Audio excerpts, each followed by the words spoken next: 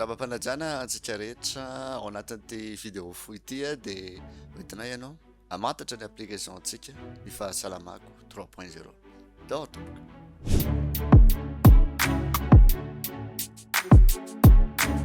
Ny fahasalamako 3.0 dia novokarina manokana hanatsara ny fahasalamako, ny fahasalamantsika rehetrarehetra.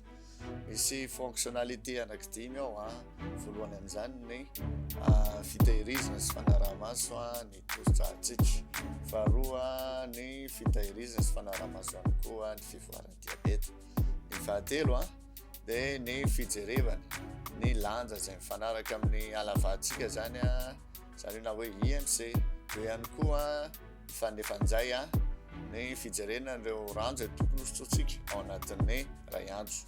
Ary ny farany isany mampiavaka ny application antsika dia misy ihany koa izy ity fonctionnalité anankiray izay ahafahantsika mijery, mampiasa connexion kely fotsiny amin'izay fotoan'izay mijery mikaroka ireo tobim-pahasalamana akaikin'ilay-tsika. Naiza misy atsika eto Madagasikara efa nitesteny izy ity.